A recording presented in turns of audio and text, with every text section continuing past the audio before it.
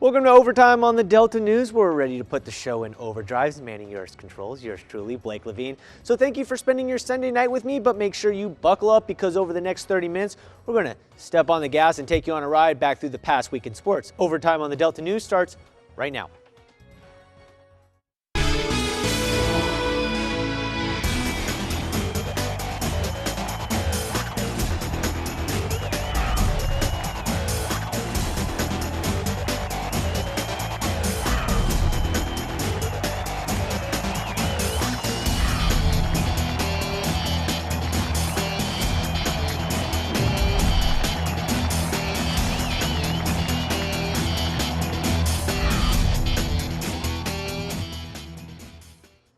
After coming off a devastating loss last weekend to Jackson State, Mississippi Valley was looking to turn the page on that game and play a full 4 quarters of quality football. At home again, taking on Texas Southern Tigers, and it was not looking good early. After a 3-and-out, Valley gets a punt block. Tigers scoop and score, taking an early 7-0 lead. Coach Dancy, he's appalled by this mess early, but moving to the second half, this is when the tides change to Derek Bryant showing his touch, finding Malik Myers on the fade. Valley would miss the extra point and stay down 7-6, but later in the second, Delta Devils looking to score again, and they will. Caleb Johnson on the inside carry. Valley would go for 2. They're going to miss it again, and 12-7 is the lead going into half.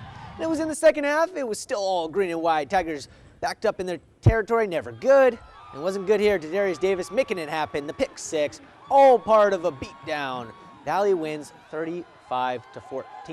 Let's take a look behind the numbers in this one.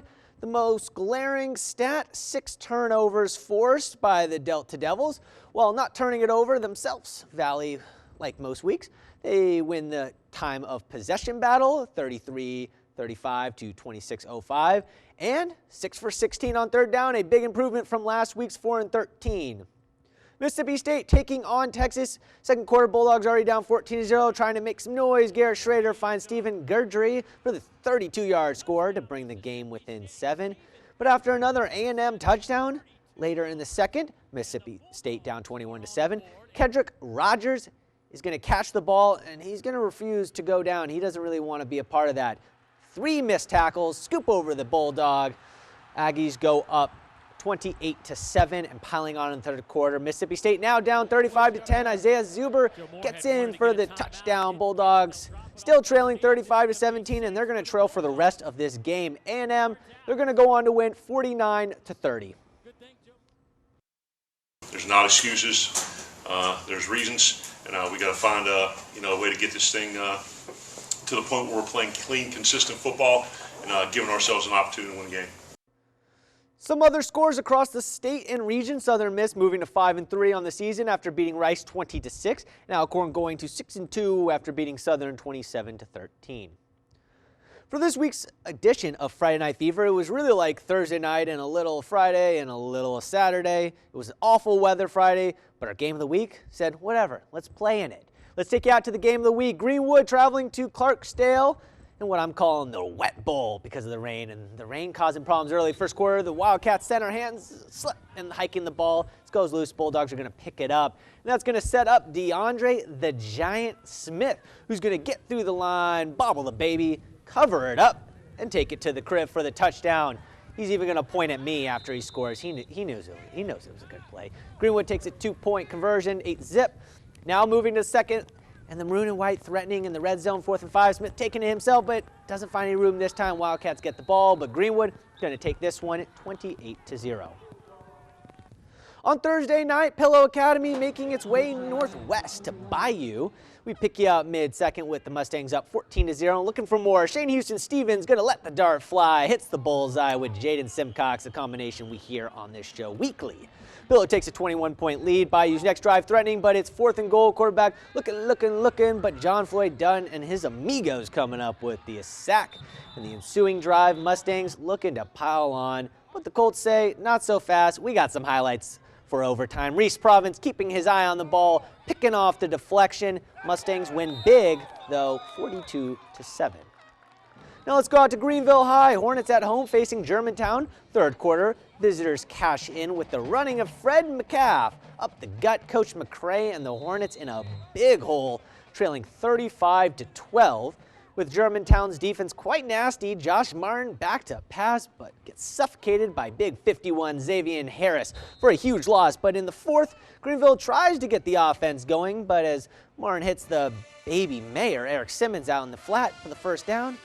But your final in this one, all Mavs, 48-18.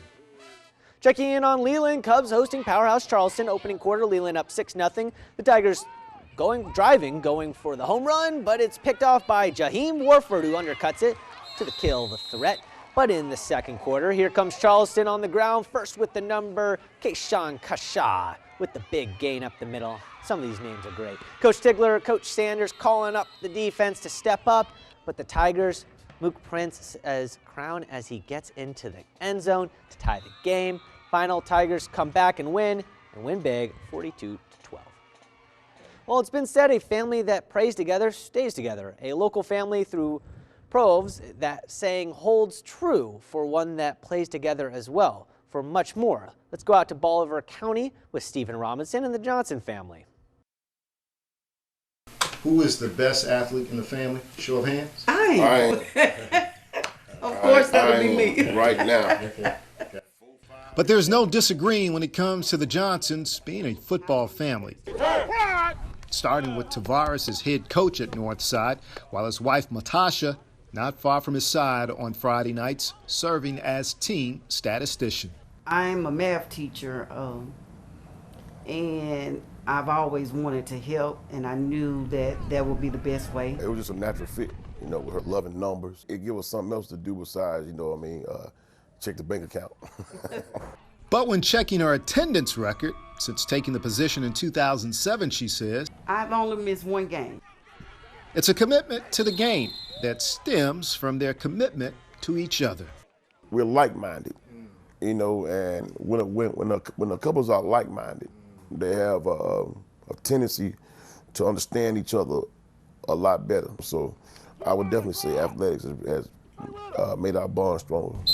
But not just as husband and wife, but also as proud dad and mom. Oldest son, Junior, is in his first season as an assistant. Just having my parents there in the background is always good. And just have somebody know what's going on, it's a pretty good feeling. With hopes of someday, he'll get to take over play calling from Pops. Yeah, I do want to get the torch one time, but I'm not pushing it. But instead, he's pushing little bro, Trayshawn, a Gator junior and two-way starter who says he's often on the receiving end of tough love from his family, with the exception, though, of Mom. It's nice to have her on the sideline as well, because if I do mess up on a play or assignment, she's still there, like, keep your head up.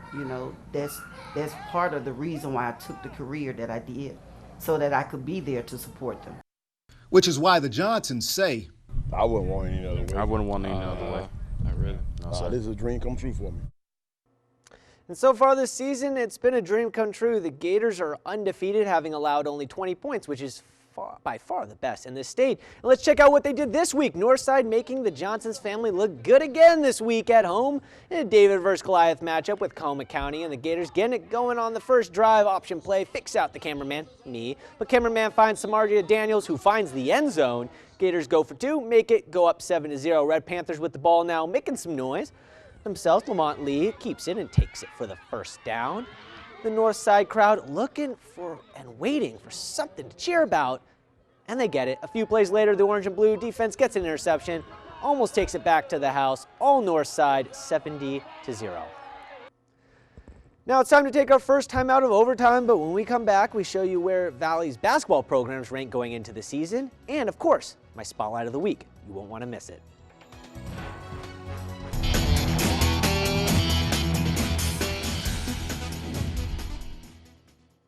Born in Yazoo City, he rose from humble beginnings to become one of the NFL's all-time greats, and this week fans near and far are remembering the life he lived. The longtime defensive back and NFL Hall of Famer Willie Brown passed away. He played professionally for 16 seasons, splitting his career between the Denver Broncos and the Oakland Raiders. That after playing his college ball in the SWAC at Grambling, State. Brown had 2 Super Bowl wins with the black and silver, highlighted by the iconic shot when he returned an interception for 75 yards to seal the win against the Vikings in Super Bowl 11. Willie Brown was 78 years old. And another Yazoo City native, Fletcher Koch of the Eagles, is questions about an incident that took place at his Philadelphia home last week. According to court documents, the All-Pro defensive tackle was forced to grab a shotgun to defend himself from a man who knocked out the windows to his front door of his home. The man, who also wielding a baseball bat, allegedly was looking for his ex-girlfriend who was at the home at the time. When asked about the incident, Cox says it's a private matter. I'm not here to talk about my personal life. I'm here to play football. I'm here to discuss anything about the Bills, about the Eagles, about anybody in this locker room, about being my brother. I'm not here to discuss my personal life. And as Cox and the Eagles prepare for their next game, that alleged intruder has since been taken into custody. Meanwhile, now to a former statesman earning a top honor. Jerry Botner, who pitched for the green and white back in the late 1960s, has been elected to the Mississippi Sports Hall of Fame. After playing his days were over at DSU, Botner went on to coach high school baseball in Mississippi for 50 years, becoming the state's all-time winningest coach with more than 1,200 victories and 14 state titles. Joining Botner in the class of 2020 are the late Pete Brown, who was the first African-American to win on the PGA Tour, Olympic basketball gold medalist and NBA All-Star Antonio McDyess, Janet Marie Smith, an architect who helped design Atlanta's Turner Field and State Farm Arena, former Mississippi State longtime AD Larry Templeton, and former NFL All-Pro linebacker Patrick Willis of Ole Miss. The induction ceremony will take place next summer in Jackson. Now over to SWAC Hoops, where the league coaches and SIDs unveiled their preseason picks. On the men's side, Prairie View tabbed to repeat as champs, while GSU is 5th, Elkhorn 9th, and Valley in the 10th spot. While on the women's side, the Lady Jags are slated to successfully defend their title. Ladies Tigers second, and then Devilettes 8th, and Lady Braves come in at the 9th spot. Back to DSU, where statesman linebacker Bidet King, number 30, shown here, has been named the GSC's Defensive Player of the Week for the second time this season. In last Saturday's win, or 2 Saturdays ago over West Alabama, the conference leading tackler tied his career high of 13 tackles, which included being a part of 3 goal line stances. Back to high school games, it's what you want, it's what the fans are here for. To the home of Greenville Christian, closing out its regular season against Glenbrook. Late second quarter, Saints on the move. Marcus Anderson, he's going to hook up with Wiley Reed on the outside. JR, as I like to call it, turns it up the field, then turns on the Jets before being shoved out of bounds, followed by Mike Anderson to Mike Mohead. And check out the tough running from this kid. Breaking tackles, spinning out of trouble, juking defenders deep inside Glenbrook's territory. The drive would end with a Will Riley score, followed by this successful 2-point from Marlon Palmer. 55-13, Greenville Christian. Now to the Jackson area, where Cleveland Central, the Wolves on the road at Provine. Solid start for the purple and black, moving the ball methodically with the passing of Latravius Miller to Keswick Akon for the first down, followed by Miller like that of a great Houdini, able to escape some trouble in the flash for the 6. Then later, the Wolves defense, they're going to make some noise when Keswick Akon jumps the route for the pick here. However, the Wolves offense not able to put up any points on the board off the turnover, as the Rams come back to tie this one on this TD run, and they eventually go on to win 13-6. LeFlore County traveling to Benoit to take on Ray Brooks, picking up play midway through the first. LeFlore County running back Emmanuel Stanley, the Stallion, takes the handoff and rumbles for a first down. The very next play, Maurice Edwards, the big fella, takes the handoff straight up the middle. We hear this name a lot. LeFlore goes up 12-0 on the ensuing drive. Ray Brooks tries to make something happen, but the ferocious Tigers defense had other plans. Ray Brooks lose possession a few plays later. LeFlore County, though, they're going on to win 31-0. For one of the Houston Astros' biggest and oldest fans, making it to the World Series is a major gift. When the team found out about her loyalty, they decided to make her 100th birthday special. Here's the story.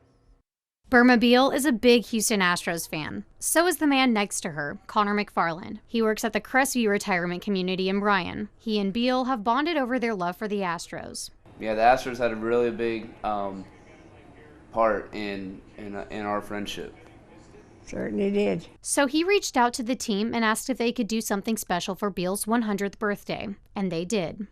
Today they gave me two of these blouses, a orange one and a white one, and they gave me my cap, and they gave me my Hall of Fame ring. They also sent her a special birthday letter. It thrills me to death because, to me, I have been so blessed. The Lord has blessed me so much. And then to get something like this is just a tremendous honor. They actually came through with it. Came through. And they came through in a very big way. And I'm a big Astros fan, and it just made me feel good that they took care of her and actually, took the time out to make her day.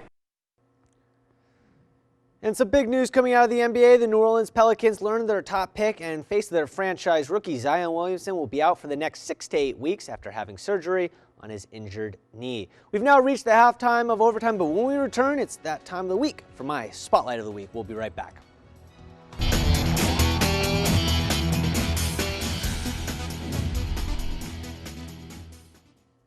Welcome back. It's time now for my Spotlight of the Week. And this week, we're taking a look at the Golden State Warriors. Coming into this year, the 5-time reigning West Finals champion and 3-time Finals champion Golden State Warriors were revamped, to say the least. They no longer have Kevin Durant, a top 3 player. Klay Thompson, who is one of the best shooters of all time, is out for most of the year.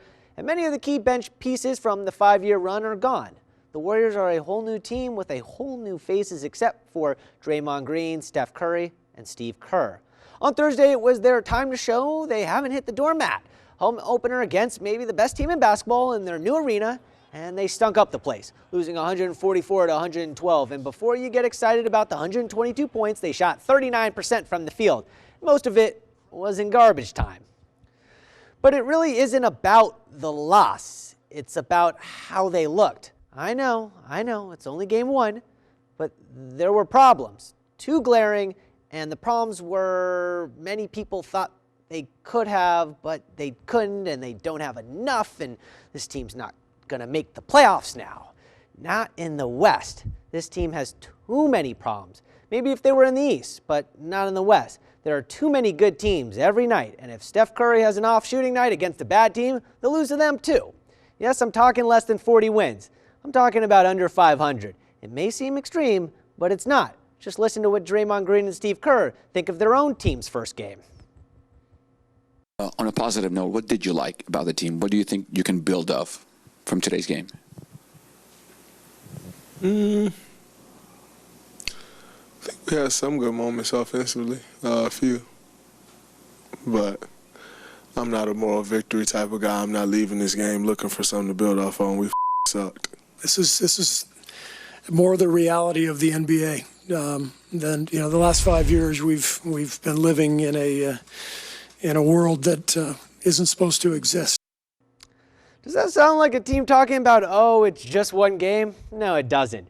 Get ready, Warriors. If you think teams are going to overlook you because you're down, you're wrong. You signed Kevin Durant, and that angered the league. You danced after 3-pointers. You talked trash, and at times played dirty. So get ready. You're about to get from the league who sat and felt disrespected for the past couple years. Steve Kerr, who has not coached a year where he hasn't been in the NBA Finals. Let's see what you're made of. Steph Curry, let's see if you can carry a team by yourself.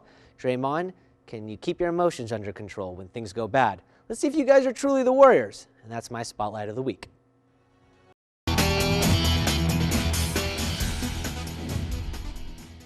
Before you go tonight, let's show you the high school football play of the week. We take you out to the game of the week, Clarksdale versus Greenwood, and DeAndre Smith Jr. is going to take the QB draw when we could get those highlights up. Overtime, it's a great show, but we're looking for those highlights.